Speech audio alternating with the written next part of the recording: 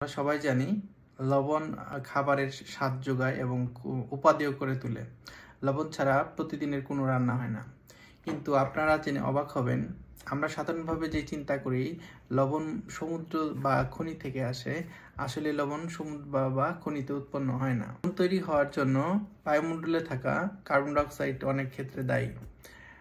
মূলত বায়ুমণ্ডলে থাকা কার্বন ডাইঅক্সাইড বৃষ্টির সময় বৃষ্টির পানির সাথে মিশে যায়। তখন বৃষ্টির পানিটা অ্যাসিডিক হয়ে এসে অনেকটা কার্বনিক অ্যাসিড থাকে, যদিও সেটা খুবই সামান্য পরিমাণ। পাথরের সাথে মিশে গিয়ে সেখানে থাকা খনিজ উপাদানগুলোর সাথে রাসায়নিক বিক্রিয়া করে এবং এই রাসায়নিক বিক্রিয়ার ফলে সেই পাথর বা মাটি থেকে খনিজ পদার্থগুলো সোডিয়াম এবং ক্লোরিন আয়ন অবমুক্ত হয়। বৃষ্টির পানির সাথে মিশে এগুলো নদীর মাধ্যমে সমুদ্রে যায়।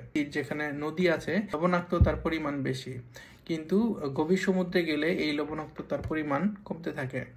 এটি আরও ভালোভাবে বোঝা যায় পৃথিবীর উত্তর এবং দক্ষিণ মেরুর সমুদ্রের লবণাক্ততা পরিমাপ করা যায়। উত্তর এবং দক্ষিণ মেরুর সমুদ্রের লবণাক্ততা বিষুবীয় রেখার অঞ্চলসমূহের সমুদ্রের লবণাক্ততা থেকে অনেক কম।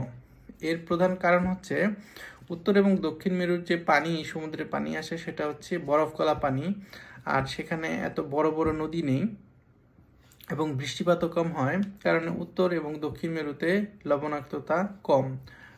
কিন্তু অন্যদিকে বিষুবীয় রেখা অঞ্চলে লবণাক্ততার পরিমাণ বেশি। দুটি কারণ: বিষুবীয় অঞ্চলে বৃষ্টিপাতের পরিমাণ বেশি, বৃষ্টিপাতের পরিমাণ বেশি হওয়ার কারণে প্রচুর পরিমাণ লবণ চলে যায় সমুদ্রে এবং অন্যদিকে সমুদ্রের পানি দ্রুত বাষ্পীভূত হয়, ফলে সমুদ্রের লবণের ঘনত্ব বেড়ে যায়।